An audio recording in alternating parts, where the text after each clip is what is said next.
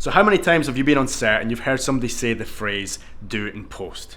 I'm sure it happens quite a lot. Well, in this video, we're going to be telling you why you shouldn't be leaving things to post-production, and you should be planning from the very start of pre-production, especially when you're doing VFX.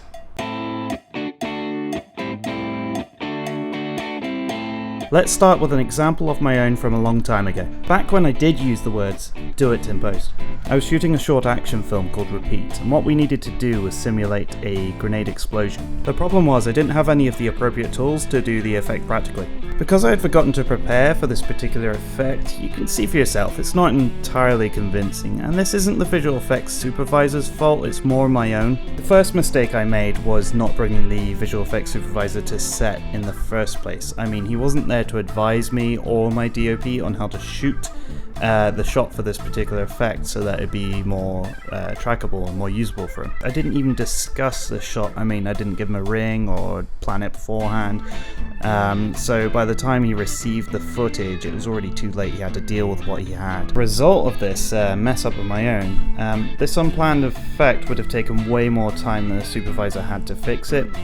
So you end up with a less convincing effect, and then it breaks the illusion that you've worked so hard to keep. So I just wanted to use one of my own films as an example there, just to show you what could possibly go wrong if you did decide to say do it in post. Okay, so to better explain this, we're going to take a look at a film that we recently completed as a perfect example of how planning your visual effects way at the start of production can not only save you time on set, but can ultimately improve your end result. The film is Bots vs Heroes. If you haven't watched it, go and check it out, because next we're going to run through the steps for creating one of the big visual effects shots at the start of the film. So every time we shoot a mashup, we like to take inspirations from certain directors. For this one, we chose Michael Bay.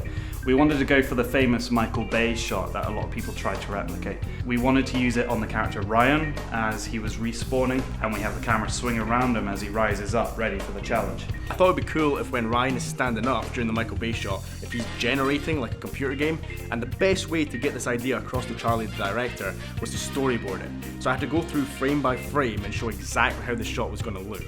So once we had the film storyboarded, we decided it was time to rehearse it. So we did this thing called pre-visualization, or previs. This is basically a process where you get the core components you need to film the scene and you practice it, just like you'd have a rehearsal in a play. Not only did it save us loads of time on set, it also saved me time in the edit as well. Because we planned it and storyboarded it, I knew exactly what to do with the footage to make it look as good as I could. There's nothing worse than showing up on the day and being like, right, what do we do? You don't want to be thinking about that kind of stuff. So what we learned from the previs was we were going to have to shoot this 4 times. First of all, we needed a complete run through the shot just to see how it was going to look. Second of all, we needed the plate shot, which was just a blank background with no actor. Third, we needed James, the actor, on a green screen doing his movement. And lastly, a shot of the bomb to composite at the start. There was a lot of work involved in the edit, but because I had that storyboard to keep referring to, it kept me right, and I was able to reference the visuals in that to the ones on the screen. So hopefully this example has proven to you can conceptualize a quite radical idea and successfully portray it on the screen.